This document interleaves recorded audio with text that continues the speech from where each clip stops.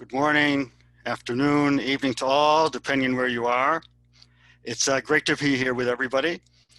My name is David Dolev, and I'm Associate Director of MISTI, MIT International Science and Technology Initiatives, and Managing Director of our programs in the Middle East. I'd like to welcome everyone to this timely event by air, land, and sea, Insights on Transportation during the COVID-19 crisis. This talk is organized by MISTI MIT Israel. We aim to strengthen connections between MIT and Israel and offer our students deep Israel-related experiences through internships and teaching, and in collaboration with MIT departments, 4-credit MIT classes that have an in-country component. We also support faculty collaborations between MIT and Israel through our global seed funds. Those of you from companies or labs that want to learn more about MISTI, MIT Israel collaboration, hosting MIT students for in-person or remote internships are welcome to email me after the event. And we will be hearing from one of our alumni, Amy Vogel, in a few minutes. I'd like to thank all of our collaborating organizations, the MIT Department of Civil and Environmental Engineering, MIT Department of Urban Studies and Planning, the new MIT Center for Mobility, EcoMotion, and of course, all of our presenters who have also hosted MIT students in the past, and also Samantha Quint, our MIT Israel coordinator, for all of her work on this webinar. You are all muted, but can send in tech questions via the chat and questions via the Q&A to any of the presenters. I will now present Professor Wu, who will be moderating the rest of the event. Professor Kathy Wu is Gilbert W. Winslow Career Development Assistant Professor in our Department of Civil and Environmental Engineering. She works at the intersection of machine learning, optimization, and large-scale urban systems. She received her Bachelor of Science and Master's in Engineering at MIT's ECS department, and a PhD in Electrical Engineering and Computer Science at UC Berkeley. Throughout her career, Kathy has collaborated and worked broadly across fields, including transportation, computer science, electrical engineering, mechanical engineering, urban planning and public policy, and across institutions, including Microsoft Research, OpenAI, Google X self-driving car team, AT&T, Caltrans, Facebook, and Dropbox. I'm happy to welcome Professor Wu. Thank you so much for the kind introduction. And I'm really excited to have all of our panelists today. It's summer here, and one thing that's on a lot of folks' mind is, where we could travel, where we could be on vacation, but we're not. We're home, and we are attending this panel discussing the transportation that, could be happening, could not be happening. And I'm really pleased that we have a lot of experts representing the true breadth of transportation today. So we have representation who can shed some insights into air, into land, and into sea. This is a really, really nice long-standing collaboration between MIT and Israel. And I'd first like to start by introducing actually one of our student participants in this program, Amy Vogel. And then basically we will in turn hear some opening remarks from each of our panelists, and then we will spend about 20 minutes at the end with some questions. I'm going to keep my own remarks very short because I think we have so many questions to get to. So, and I would also like to invite all of you to submit your questions as well. So Amy is one of our recent graduates, so we will miss her. From MIT's Department of Civil and Environmental Engineering, and she also minored in urban planning and is really passionate about public transportation. She just received the Civil and Environmental Engineering Department's Grossman Award this past spring due to her work in public transportation, and she interned recently at Volpe National Transportation System Center, and has also interned for Optibus, where we have representation from Roni, and has also done research at Technion through MISTI. So without further ado, I'll hand it over to Amy. Thank you so much for that introduction. I'm really excited to be participating in this webinar. So my name is Amy Vogel. As Kathy said, I was in civil and environmental engineering at MIT, and I'm from Providence, Rhode Island, which you're seeing here in my background. I had been to Israel many times as a tourist and to visit family before I did Misti Israel, and I absolutely loved it there. So one of the reasons that I decided to do Misti Israel was really just to spend more time in Israel and get to know the day-to-day life and the work culture there better. And then at the same time, I was at a point in my undergraduate experience where I felt like I needed a change of scenery from classes and P-sets and all of that. So I knew that I was really passionate about transportation, but I felt like I was kind of losing that spark amidst the hustle of MIT life. And I thought that working in the industry could sort of rekindle that passion and maybe even point me in a direction that I hadn't thought of before. So about 2 years ago, I decided to do Misti Israel. And that decision really worked out perfectly in that moment because I was able to spend a significant amount of time in a place that I really love while also growing as a person and as a professional by working in the industry where I intended to work post-graduation. So first I interned at the Technion in the transportation department there doing research in Professor Tomer Toledo's lab alongside a PhD student who was working on dynamic toll optimization for HOT lanes. And through that research, I got to work a lot with MATLAB, and I also learned how to use Transmodeler. At Optibus, I had two main projects. First, I wrote a market research report on a potential new industry for the company. I was researching school buses, and it was really fun to learn pretty much everything there is to know about the school bus industry, and even set up calls with professionals back in the US in that industry to learn more. So I spent maybe the first half of my internship focused on this project. And at the end, I had the opportunity to present my findings to the entire company at an all-company meeting. After that project, I got to work on something a little more technical and compare 3 different mapping platforms. So before I was working on business development, and the second project was in the product management team. So I got to know many different people at the company and different facets of the operation as well.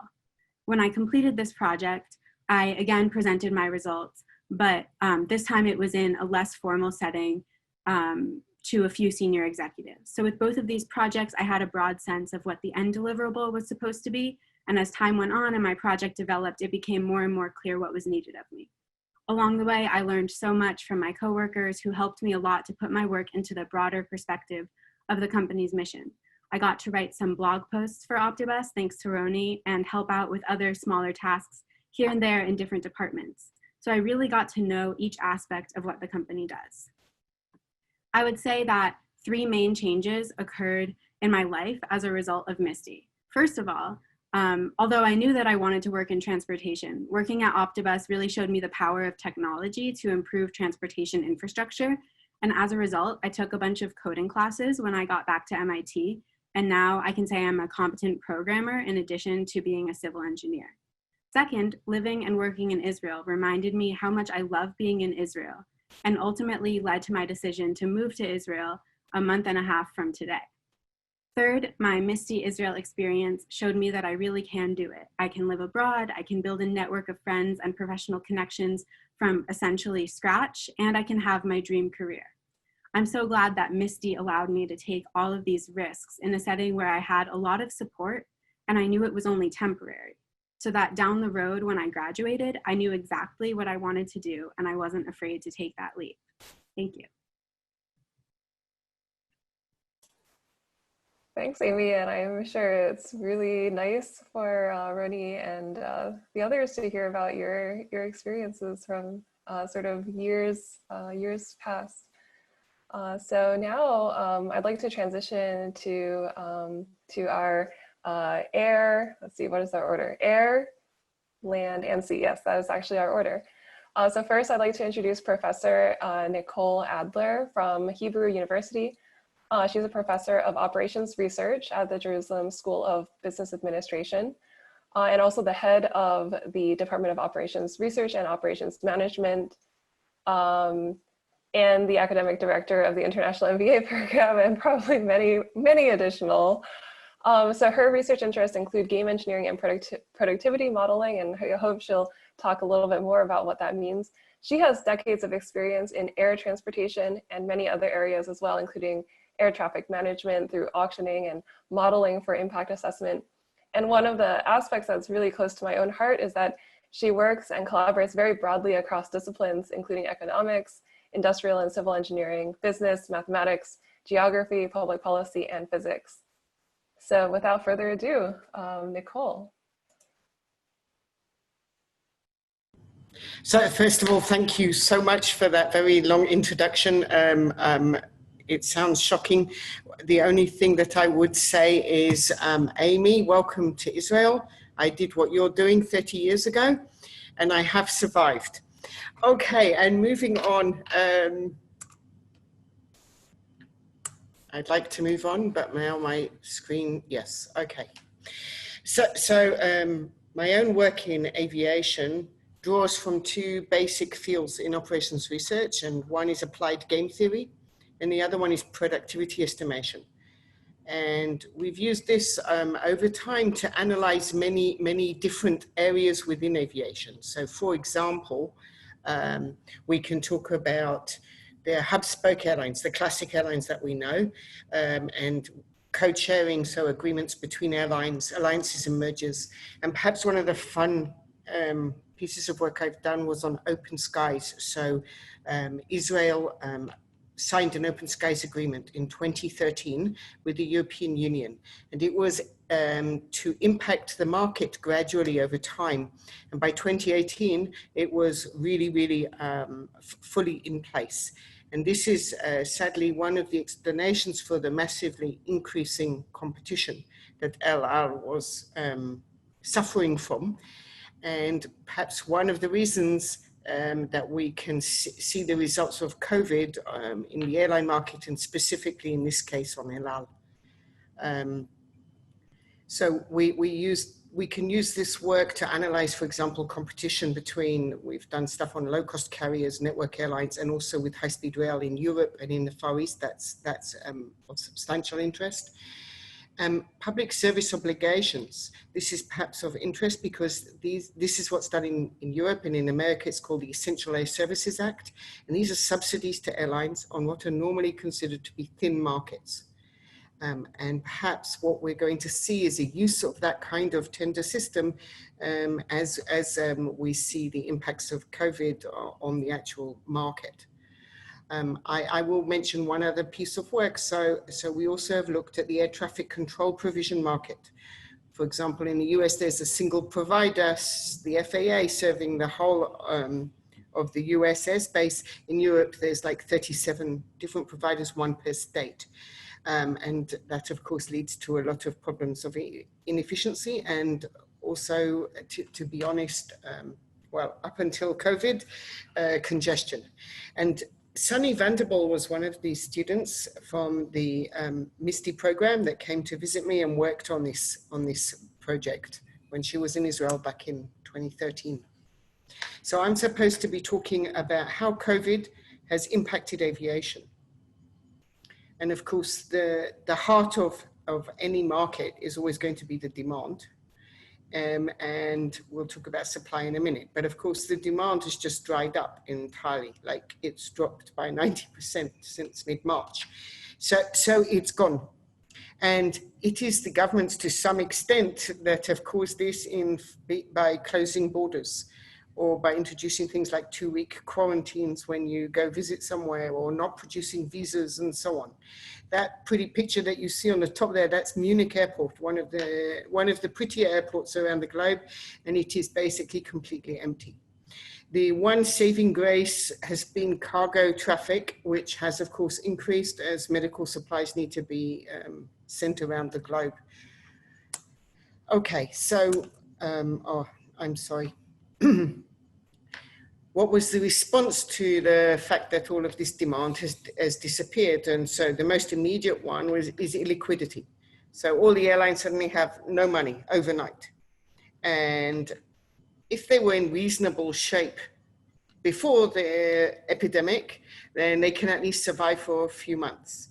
If companies like El Al, Alitalia that you can see here were basically insolvent prior to COVID-19, then obviously they're in even more difficult straits. And so the governments needed to decide what they would do, and different governments have decided different things. I kind of like this European Commission statement, and they argued that support is important in terms of jobs and connectivity. So this is what the aviation industry provides as far as they're concerned. And so they changed all of their rules. You're not allowed to subsidize airlines. It was against EU rules, and they just adapted them or changed them for the moment. So their financial support has been really quite substantial, okay, in the tens of billions. Just in the US alone, it's over 50 billion. Some of that's been to pay for furloughed employees. For example, in the US, they all have to employ everybody until the end of September. I believe that was one of the agreements. But it's gone a lot further than that. And to the extent that some airlines have been renationalized, like Alitalia, and it would appear that El Al is going in that direction. And it comes with lots of requirements by governments, such as restrictions on paying dividends to shareholders or bonuses to the bosses. In France, they told Air France that they would have to stop flying short haul. They would have to stop competing with the high-speed rail within France, which is supposedly good for the environment. But of course, you have to realize it's not only the airlines, it's the airports that are in trouble, the airframe manufacturers, the air traffic controls providers. They're all, of course, in trouble because the demand disappeared. So this is a classic example of derived demand, because people don't actually want to get on planes. What they want to do is go somewhere and participate in something. So as long as, you know, the advice is don't travel, we've closed our borders and so on, we're going to watch more and more companies fail. So even after they've received these very large sums of money, they could still fail, and they probably will. And so that means there are more of the airlines, as they become more nationalized. Lufthansa, 25% is in the hands of the German government today. Alitalia, 100% now in Italian government hands. It means less competition, which will mean lower frequencies, and it will mean higher airfares. We have to, what we can see in this graph, thanks to IATA, is showing you the net post-tax profits globally, okay? So we can see the dip in 2008, and then we can see the disaster that is 2020. So what is the medium-term impact? I'm trying to answer the questions that Kathy sent us slowly. Okay, so according to the IMF, all right, GDP is going to shrink this year by around 3%. But that is not even. So the advanced economies are going to shrink a whole lot more. Some of them by upwards of 12%. On average, it's expected 6%. The emerging and developing economies, on the other hand, are only going to shrink supposedly by 1%. And then we should start going back up. So I believe that the demand will rebound. It is, we know, a direct function of population and GDP. And if the GDP springs back in different places at different rates, we are also going to see that impact demand accordingly. So we were kind of asked, well, what do you think is going to happen in the future? So you can see this beautiful picture of this aircraft that NASA is currently flying. This is supposed to be a far more environmentally friendly aircraft than we have seen in the past. I think that the demand contraction is going to mean that airlines are putting a lot of aircraft to bed. They're going to put the older ones first, the ones that are gas guzzlers. And so from an environmental perspective, perhaps this is a good thing. I would say in the shorter term, maybe what we will see is that low-cost carriers will gain more market share, because when you think you want to go on a holiday maybe and you have less money because GDP is shared around lower, then you're more likely to take some low-cost carrier. But I have heard arguments to the opposite, and people saying it's the network carriers that will survive, and they're certainly the ones enjoying more of the benefits right now from the governments. What I would like to argue is that we should use this pandemic as a positive platform to improve stuff. So how could we improve stuff? Well, the Essential Air Services Act in the US is really, it was set up in 1978 with the Big Bang in aviation. It no longer makes sense today. Maybe it can be now adapted. an air traffic control provision, which has caused delays and congestion in the wrong places and fails to signal demand properly. This needs to be changed too. I have a couple of papers on that topic, but I have gone over my time, and so I'm going to stop now. And thank you for listening. Thank you, Nicole. And I think you were just on time, so no worries on that. And now I'd like to introduce Roni Floman. And actually, so while she sets up, I'd also like to just let everyone know that this is a very important topic. We have over 100 participants, really, really interested in what you all have to say. So Roni is the Vice President of Marketing at Optibus. Optibus is a company that builds public transportation and bus scheduling software using advanced optimization algorithms and machine learning to better run mass transportation. Roni joined Optibus in May 2018. And prior to that, she was the VP of Marketing for Game Effective, leading its marketing, product strategy, and leading acquisition. She was also consulted with numerous startup technology companies and led business development at a number of telecom and enterprise software companies. She holds an LLB degree, magna cum laude, from Tel Aviv University and an MBA from INSEAD, and has also written books. So we'll let you take it from there, Roni. Unmute myself. So I'll be speaking about public transportation, which is what we do at Optibus. Let me just say a word or two about Optibus so you have some context. We look to use scheduling and planning so that people operating what's called fixed bus services, so bus services with a route and timetable, can improve the service, make it work with maybe higher frequency on time, and reduce costs. We're a cloud native platform in a market that's full of legacy systems that are very difficult to use. And what you really very simply do with the system is define the routes, define the timetables, and then create a vehicle schedule, a crew schedule, and a roster, the basics of fixed route operation that are actually pretty difficult to do. It's all NP-hard problems, very difficult to solve. Among our customers are some of the world's largest public transportation operators, such as RTP Dev and Tower Transit and MV Transportation and First Bus, as well as agencies and high-tech providers such as Facebook, which really operate a transit agency of their own in the Bay Area. So that's just some of the context. First of all, when COVID-19 hit, transit agencies and operators were in deep trouble because the planning and scheduling side of the business is so lengthy. They usually plan in what's called picks, and a pick could take sometimes a quarter or a month to plan from routes to rosters, that they suddenly had to take picks that have existed really for ages and just reshuffle everything. So initially, actually in mid-March, we offered to create alternative service plans for operators and agencies at no cost. What we've seen is that most people use those just to take a very simple Sunday or Saturday schedule and very quickly create a weekend schedule for the entire week. For instance, in the Massachusetts Bay Transit Authority and others did this type of work. I'm not implying that they used us necessarily, but this is what people did. With the goal, for instance, looking at it from the optimization point of view, for instance, using as few drivers as possible as to not risk them to deal with quarantines and issues.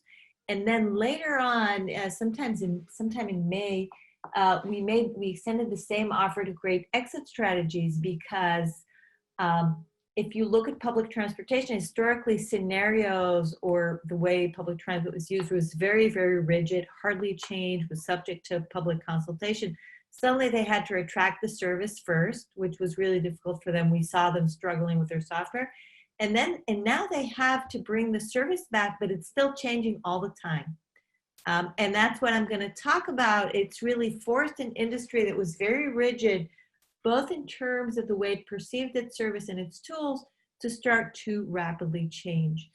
This is an article from the New York Times talking about the New York MTA, where they speak about the number of scenarios we have to plan for is staggering. They talk about all kinds of scenarios. I'm, of course, interested in optimization and scheduling and planning scenarios, which again is not something the industry was used to. It was used to something that was very, very rigid because it was very laborious, because bus scheduling is an art and a craft, and requires quite a lot of smarts on the optimization algorithm, even machine learning side. Just figuring out what the running times are for buses and how that coincides with on-time performance. These are really difficult problems. And suddenly everybody needs to create all these scenarios. And the big one is, of course, social distancing, right? You say, okay, as we're now having in Israel, operating a bus at full capacity is a really bad idea. Let's do a 20-person bus limit.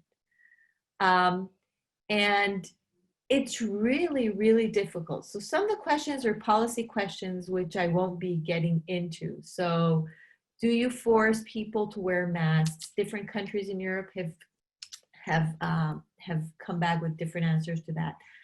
Do you have like a conductor type person on the bus counting passengers? Does the bus close its doors when social distancing is at risk, when we're at the 20-person count? How do you count people, et cetera? It's really, really difficult. I won't touch on any of these. They're matter of policy, et cetera, but I'll ask a simple questioning, a simple scheduling question, which is, are there enough buses when you want to accomplish this? Which makes, so first of all, you have all these scenarios. You had to cut the service, you had to increase it. Now you're dealing with the questions, do you have enough buses or do you have enough operators? So if you look at the classic image of how buses take very little public space as compared to cars, so if you look at the left-hand side versus the right-hand side, we've put in an image in the middle of, yeah, okay, so 2 buses are better. And maybe with social distancing, they're also safe and you do very visible disinfection, but do we have the buses and the drivers to do this? And we actually asked an international audience this a while ago, so not a while ago, a week ago. And I'll give you the first one. And the first one was, what are your concerns regarding crowding prevention? And the greatest concern, as you can see, is that there are not enough buses. The second concern is, are there enough drivers? Can this be enforced at all? Can I measure drivers? And I'm afraid service will degrade. As in, if I'm enforcing this by closing the bus doors when I've reached social distancing capacity, then somebody actually stands in the street and wait for the next bus, which is what Optibus' CEO, who's an avid bus user, told me happened to him in the middle of COVID-19. And then another question we asked here was whether you're limiting crowding at all, and 78% of operators do that. But again, if you're doing it for the short term, you have another scenario and then you're gonna have another one and another one, or do you think you're gonna do it for the next year and the problems exacerbate? And really, if you look at bus service, everything is in flux. You needed high occupancy in the past, now it's social distancing. You're measured by ridership, you needed to have more passengers, it's fluctuating. Funding is in flux, and you suddenly have to change the service all the time. But the good news is that you can solve many of those questions with good scheduling and planning, and I think it's an opportunity for the industry to innovate. First of all, frequency is going to be king. If you want to solve the ridership problem, you have to figure out a way to offer more frequency on the scheduling side, to reduce fears about crowding, and to maybe start looking at scheduling in a different way, maybe headway-based, etc. You can model these with proper software and increase frequency while staying within the same limit of buses and drivers. I'll give you a quick example. We had someone who had 940 trips per day with 123 drivers, They increased to more trips per day with less drivers, but they managed to do that by playing with the optimization preferences on the length of the shifts of the drivers.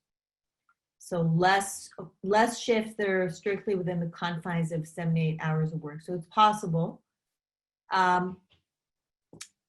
This will also force agencies to take a holistic approach to planning. If you want to reduce crowding on the bus stop level, and on the bus level, you have to start looking at everything from a higher point of view. So on the left-hand side, on the left-hand side, I apologize, we have an example of a new feature we have, which shows you demographic data. So you can kind of see whether you're serving the right people with the frequent changes you're doing. And on the right-hand side, we have the corridor planning example where you can model several routes and maybe try to figure out the scheduling and crowding puzzle that way. Again, things the industry knows how to do, did not do often because everything was very cumbersome and now they're forced to run. Maybe start to think about better driver conditions. One of the outputs of scheduling can be better rosters and better duties. We're doing a project with Go Ahead in the UK where we're looking at creating better driver rosters to deal with absenteeism, but also to make the driver workforce more diverse with more female drivers and more older drivers. Industry will be forced to look at real-time ridership data, because they need to deal with crowding suddenly. There's a picture here of how we look at ridership within the timetable. But what this really will bring is that suddenly the industry will be learning to respond to changes in real time. If it's looking now at almost, let's say, a week-old ridership data rather than month-old ridership data, maybe it will change how it offers the service. And eventually, maybe what we call in industry language fixed routes will be a little unfixed, a little more dynamic, a little more beset by long planning scheduling cycles and planning consultation, and offer more scenarios and be able to respond to them in real time because they were forced to do it now, but there's some benefits to kind of making their game more sophisticated. And that was my presentation. I hope I stayed within the time limit. Thank you so much. So just to make a comment, I do see we have a number of questions coming in from the audience, and please do keep them coming. We'll try to get to some of them. Unfortunately, we probably won't be able to get to all of them, but please do keep them coming. We'll try to do what we can. And so now I'd like to introduce our final panelist, Omer Primor, who is the head of marketing at WINDWARD, representing our C sector. So WINDWARD is a global leader in maritime insights and helps to inform business decisions by fusing maritime data and artificial intelligence. Omer has been working with maritime intelligence at WINDWARD for the past 8 years. He's collaborated with organizations worldwide on human trafficking and a lot of really interesting topics. So we'll let you take it from there, Omer. Fantastic. Thank you very much, Kathy. And thank you, Nicole and Ronnie, for very insightful presentations. I personally learned a lot, so thank you so much for that. So I'm going to talk for the next 8 minutes a bit about what we're seeing on the sea side of the world and when it comes to maritime trade and how COVID is actually impacting these industry. Just before I dive in, just a very few words about us. So everything we do at WINDWARD is about how do we bring together both the data expertise around AI and the maritime expertise to actually understand what's happening at sea, so we can help business leaders, organizations to stay ahead of the game, to be better ready operationally or business-wise to what's happening and what's coming up ahead, so they can strengthen their responses and be much more proactive. If there's one thing we actually learned over the past several months is that the ship must go on. While as both Ronnie and Nicole just shown, we've seen a lot of changes that are happening on land when it comes to traffic and of course air traffic. And at sea, actually, the picture is very much different, right? When it comes to maritime trade, well, as the title indicates, the ship went on, what we're seeing are very little amounts of disruption when it comes to the overall maritime trade. And while sometimes out of heart, out of mind, but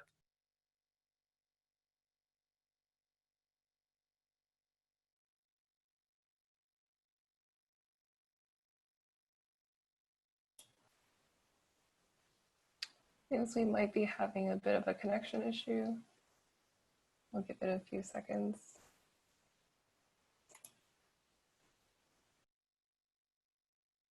disruptions or local disruptions on certain commodities and certain things, and we'll touch on these in a second. But when we're talking about the overall picture, we're seeing that that very much maintains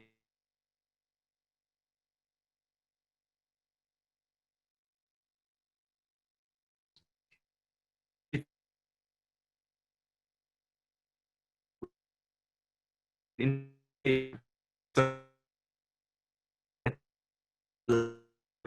and of course were closed de facto because there was not enough air traffic. Maybe one of the things that's signaling how much trade at sea actually continued was actually the rise in high amount of smuggling via sea actually increased tenfold. We saw values of narcotics coming from South America to Europe being intercepted offshore Portugal and Spain and so on. So in a way that actually indicates just how much this has become the last resort in which criminals had to very quickly adjust so they can actually take advantage of what's actually happening. Now, what we're seeing now on our screens is a tool that we published a few months back to show exactly that in terms of just how much shipping perseveres and how much trade is, of course, international, but how much dependencies between the regions is not being affected by COVID. Now, as I said to begin with, this does not mean that, right, unlike of course, with airplanes, this doesn't mean that there are no interruptions at all. There are no problems. There are actually two major problems with the maritime ecosystem and trade. Because land borders flows and travel restrictions around the world, or actually that this impacts on seafarers, because seafarers have to get back home and they need to switch.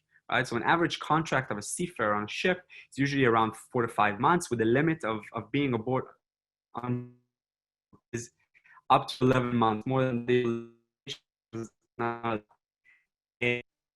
that at a certain point in time, and it's still ongoing, right? There's a big problem of changing crews on ships. Because at least at the earlier days of Corona, around March and April and going into May, but in many places up until now, they simply cannot go on or off the ships at port because they're not allowed to, because it's a border crossing and they're not allowed to. But even if they do, and this is the bigger challenge when it comes to operational challenges for shipping companies, even when they do or are able to go ashore, there's no transportation to their home, because eventually I think India and Philippines and a handful of other countries supply a lot of the world's seafarers, right? We're talking about more than 1 million seafarers. Eventually, for them to switch, this means that a new crew needs to come to a port in Rotterdam or needs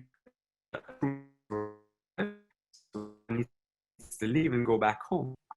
Now, just for proposal, talking about 300,000 such change, or 150 that are off and 150 that come to replace them on board about 60,000 ships that are operating in any point in time.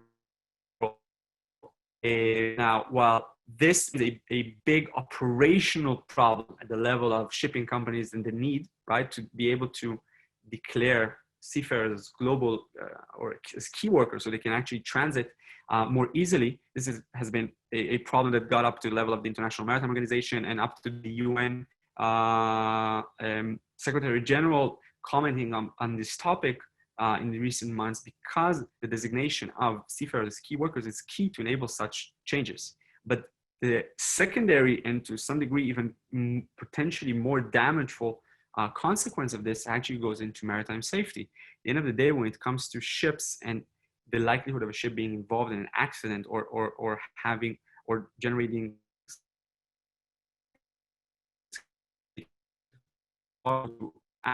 ship,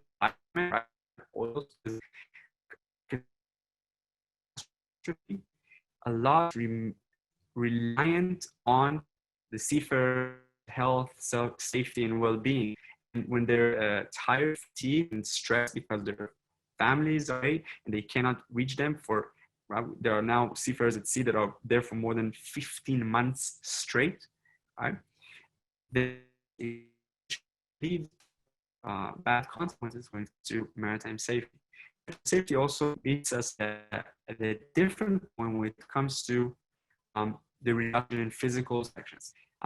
In recent months, or I'll take half a step back, maritime safety is a big issue that has a lot of regulations around it that govern how ships needs to be inspected every several months to ensure that they're up to a high quality standards of safety. And that data itself is later on used to when companies select which ship charter for work or how do they maintain them.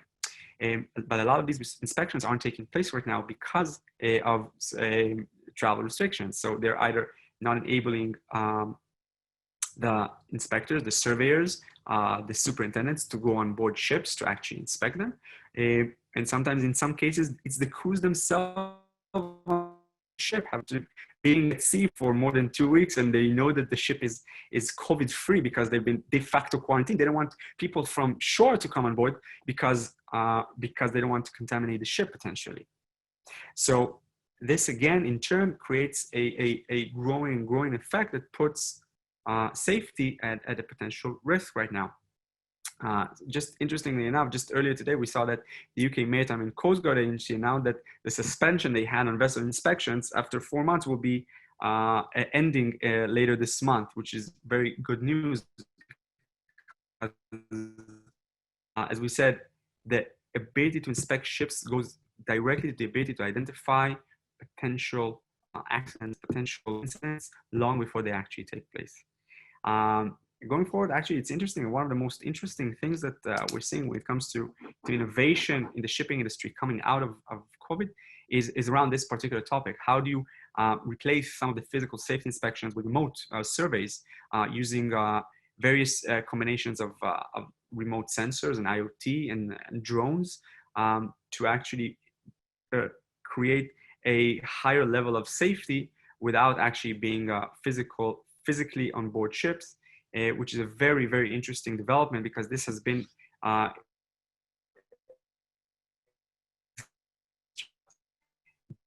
major driving force these strategies forward. That's it. Thank you. Thank you, Omer, and thank you to all of our panelists. So now we will transition to the Q&A section. We have a lot of different questions. We have some questions that I thought of in advance. We have some questions that were submitted by attendees upon registration. We also have live questions that are coming in. So we will do our best. So maybe given that Omer just finished, let's actually start. I'll actually start with a question directed at Omer. Of course, anyone who has any input, feel free to jump in. And so this is actually an audience submitted question during registration. So is it well understood what are the most or least effective mobility restrictions? For instance, checkpoints, border controls, quarantine zones, and potentially others to stop the spread of the virus, especially as it pertains to shipping, but also other modes. I missed the question. I apologize. Would you mind repeating it again? Oh, no worries. So the question is it well understood what are the most or least effective mobility restrictions when it comes to stopping the spread of the COVID-19 virus? For instance, checkpoints, border controls, quarantine zones, and so on. So at least on the shipping side, right, at the end of the day, the biggest, so there are two main challenges, right? When a ship actually docks and there's interaction between the crew and the people on shore when it comes to discharging and loading of cargo. That was one main touch point. And the second one, as we just described, had to do with eventually seafarers that need to arrive to the port through air transportation, through land transportation, eventually to get to the position in which they're actually able to replace. Now, a lot of, at least early on, one of the main things that we've seen is that when it comes to the ports themselves, there was little, they made it so that there was very little interaction happening between the crews on board and actual people on shore. When it comes to the cargo itself, it's actually quite easy. But the place in which this was most problematic is the one we just discussed, was around inspections, when people actually had to come on board and be around the ship for several hours to really inspect it. And this was the first thing that gave, right? Other than that, the level of interaction is minor. We saw a lot of cases in which they withdrew the ability of crews to go on shore leave, what is known, right, to get offshore, go offshore for several hours. And we saw less use of pilotage to direct ships into ports. Essentially everything that made it so that the crew doesn't have to come in contact with the people on the ground. And when it comes to the seafarers traveling between countries and borders, that's a big issue nowadays that the maritime domain is struggling with. And the status of key workers for seafarers is a topic that is very much discussed around the world exactly for that purpose, because it's problematic. Thank you. And going in reverse direction, here's a question directed at Roni. So how will buses be impacted by the recent thoughts that COVID-19 is also transmitted as an aerosol? Will there be a need to upgrade ventilation systems on buses? Is that even possible? I don't know. I don't have a lot of information about upgrading ventilation or AC systems. I do know that with regards to buses, the big thing, if you look at it internationally, specifically in Europe, is whether you require mask wearing there and what type of social distancing you enforce. Buses are specifically a big question because they serve the essential workers and the people that need jobs most and don't have transportation much. And that's a very thorny problem. If it is really aerosols and masks don't prevent it, then we're in trouble. Not good news, but all right. So next question is directed at Nicole, just going in reverse order. So do you see any potential impact from COVID-19 on changes to passenger, like airline passenger luggage restrictions in for instance, in terms of the liquids that they're able to carry or the liquids that they should be advised to carry? Should passengers be advised to carry disinfectants or hand sanitizer, etc.? This is also a user, audience submitted question from before. Okay, so certainly people should go on board with those wipes and alcohol gel and all the rest of the stuff that they say is protecting us. And it's a requirement to wear a mask. And what the airlines have done is promise that the middle seat between the three will be empty. American says if they hit 70% load factor, then they will tell their passengers, and their passengers can choose not to fly and change their flight. So these are debates that are going on around the world as aviation tries to begin to start up again. The argument that I was told was that the airflow is on a seat rack basis, and so the person you need to worry about is the person sitting in your row rather than the guys behind you or in front of you. I have plenty of colleagues that have flown between Israel and the US over the past month, and they all seem to have been fine. So I guess if you social distance, it does work, despite the latest research about aerosols. All right, I'd like to move to a more general question, which is, could you comment on, and actually maybe this builds actually on Nicole's last comment, which is, could you comment on the public perception of safety in comparison to objective safety? So the feeling of the perception of not feeling safe taking public transit, not feeling safe taking flights, or quarantining packages or groceries before working with them. Can you comment on this generally, and potentially how does this affect business decisions? I can say, For all of you. I just saw an article on the New York Times where ridership on buses in New York City was higher than subway ridership since, I think, World War II for the first time. So people have very differing perceptions of, so obviously people are feeling that buses are safer because you don't have to crowd on the platform like you do with the subway. You can just stand on the street and see what's up with the bus, or get off it if somebody's coughing next to you very easily. Or just unmask themselves. So I think perceptions are very different. I also saw a survey in London that was taken at the height of coronavirus, where about a third of people who used the London Tube to commute to work said they still will do. So people are in a way not as fearful and more resilient, and where transit is strong, it will remain strong. Where transit is weak and very suburbanized, maybe less so, is my guess. Okay, I would like to make a couple of points. Checking people's temperature is a waste of time. People do get a temperature, it's for 1, 2, 3 days, and then it goes away. This is not a sign of coronavirus, unfortunately. So until we get like a quick test where you can take a 1-minute test and know that the person getting in the vehicle with you is safe, which I believe should happen perhaps sooner rather than later, then we could really start to go back to business and use public transport. Of course, the vaccine is what's going to help at the end of the story. Airports have to become more flexible, and they're certainly working on that right now, to be able to do all these health checks that they're being asked to do. But what the managers of these facilities are complaining about is that there are no standardized rules, and the governments, regulators around the world still don't know what to say and how to handle this situation.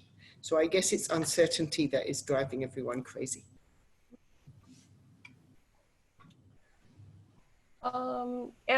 Just to feed my own curiosity, something I've been thinking about in terms of perception and objective safety, especially for buses, is the idea of having quiet buses.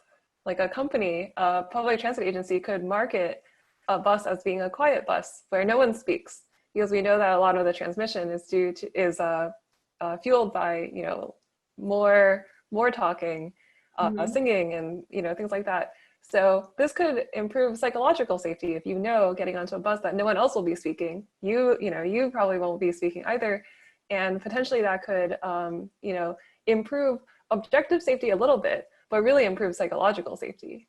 So any thoughts on that? It's just like, you look at transit agencies, and a lot of what they're talking about is very visible disinfection measures. Mm-hmm. Now, we know that surface, as opposed to perhaps aerosol transmission or transmission when singing or talking does happen, we know that surface transmission isn't as strong, but I think the transit agencies are doing a very good job by doing these visible disinfections. A, it protects drivers, which is probably the most important, and B, it makes people feel more psychologically safe coming into the bus. All right, so moving on to our next topic, I'm curious about potential connection points between the different sectors that you all work in. Do you see any opportunities for improved collaboration between air, land, and sea to to help mitigate various aspects of this crisis?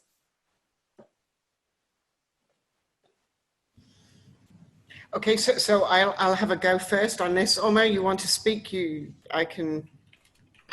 So I think that what we've learned through this crisis is that our supply chains have become too extreme. What we know is, as our world has developed, we've become more and more specialized. This is a very smart thing to do because it minimizes our costs. But at the same time, it increases the risk of part of a chain disappearing and then the whole chain failing. The chains have become insufficiently resilient, and we need more, I guess, more redundancy within the supply chain. As for all working together, well, we have freight forwarders that are connecting all these different modes, certainly for cargo. In Europe, for example, when you buy an airline ticket, you could be buying part of the trip by a train or high-speed rail or even bus these days. So these collaborations do occur. They need to improve. There's a lack of communication between networks. And this is something because, as you heard from Ronnie, okay, so just trying to optimize the bus system is extremely complicated. Now try and think about multi-modes and you're in an entirely different world mathematically. And when you have multiple players in the market, that just becomes ever more complicated. I would say that private companies talking to each other is more successful than the public-private mix that we also find, but a lot of this transport, scheduled transport is mostly subsidized. And so it should be possible that for the different authorities to be brought together to encourage that collaboration, in my opinion. And I think there should be lots of startups out there working on this issue now. That's great. Ronnie and Omar, I don't know if you want to comment on this question. I'll just say that in the buzz world, there certainly is, people looking at scheduling it better with trains or subways, etc. And it is important. And I think this rapid flux will end up in better services, which would include this better interconnection over time. I completely agree. I think, Nicole, that is a very accurate comment, that eventually, when we're looking at in supply chain, we talk about eventually, right, floor to floor, right? All three of the elements eventually come together. Sometimes not all three of them, but both, all modes of transportation come into place, and the ability to eventually take all the lessons learned right now when it comes to supply chain visibility and resilience as a result, to be able to generate that level of connectivity between the different modes, to eventually be able to optimize towards that. That will be a game changer for years to come. Exactly because of that, because eventually, because of specialization, supply chains have become, I want to say fragmented to a degree, but the fragmentation is not as much the problem as it is eventually the lack of visibility or lack of clarity when it comes to all the different parts and where they come together and talking the same talk, at least on a digital level, so it actually enables them to start optimizing. All right, thank you. So we are unfortunately already at the top of the hour. And so for anyone who has to go, don't feel obligated to stay. I'm going to close with one last question, very short. I'd just like a sense from all of you about what are the long-term consequences of COVID-19 that worry you or give you hope? You can give one or both if you like. All right, Roni, looks like you're ready to go. I'll go first. So worrisome, of course, is movement towards cars and killing of public transit in certain areas where transit is weak and not very efficient in the first place. But on the positive side, I think it in some ways cements the fact that transit is essential for cities and the transit should be funded publicly, and it's forcing transit to innovate. Okay, Nicole is saying no, so I'll silence myself and let's see what she has. So no, I really like what you're saying. I do. What I think is that we begin to appreciate the value of travel and the opportunities that we have and the interconnectedness of this world which is something we didn't appreciate until it was taken away. It's a bit like they say that about health as well, right? Suddenly it all went away, and we begin to understand how much human connectivity is really important in our daily lives. And maybe this is a good comment to understanding from COVID, but also maybe this is a truly global crisis, and we have watched our world slowly become anti-multilateralism, anti-agreements between countries, and I still live in hope as a silly academic that this will change, that we can use this pandemic to understand that we actually need to work together, because this is something that's impacting all of us. We're just all human around the globe.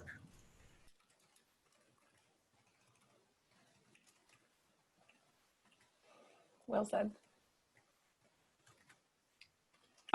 So my personal take on this would be that eventually, one of the main things that we'll see coming out of this across sectors, across our lives in general, will be some cry for greater transparency across the board when it comes to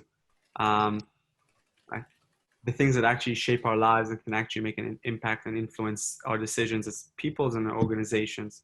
And this call for transparency will eventually also lead us to down a path of better predictability, so we can actually be better prepared for what's coming up next, because we just have to.